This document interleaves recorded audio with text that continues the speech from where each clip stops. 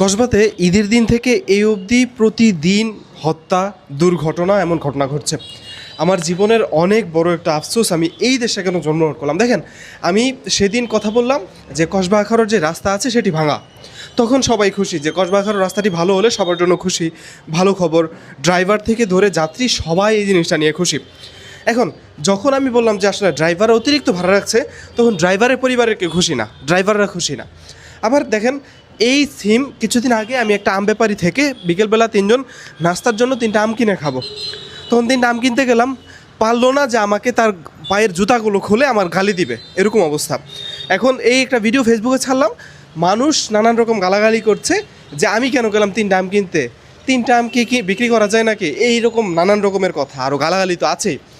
তো এই দেশে প্রতিটা অপরাধ, আপনি রিক্সা ড্রাইভারের বিরুদ্ধে কথা বলেন, সেটাও আপনার মানে রিক্সা ড্রাইভারের পরিবার যারা আছে, আত্মীয় স্বজন যারা আছে, তারা বলবে এটা রাইট।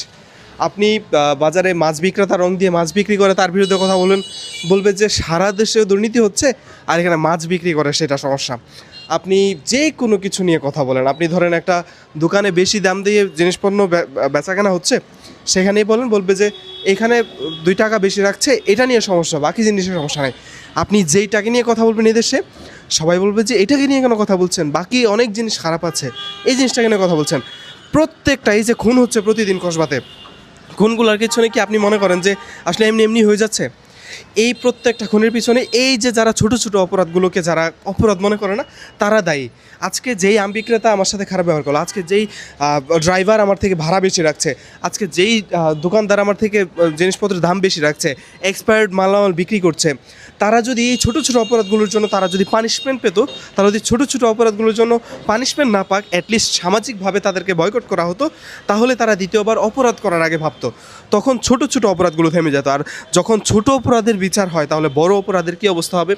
কিন্তু আমি আসলে লিটারেলি খারাপ ভাষা করে ফেলবো, আমার এমন রাগ লাগছে এই সব কিছু দেখে যে এই কিছু বদমাইশের জন্য আসলে এই দেশটা আসলে কোনো দিন ভালো হবে না। যারা ছোট ছোট অপরাধগুলোকে আসলে মানে ভালো মনে করে, যারা ছোট ছোট অপরাধগুলোকে অপরাধ মনে করে না, যারা ছোট ছোট অপরাধগুলোকে আসলে প্রশ্রয় দেয়, তারা এক একটা মূর্খ।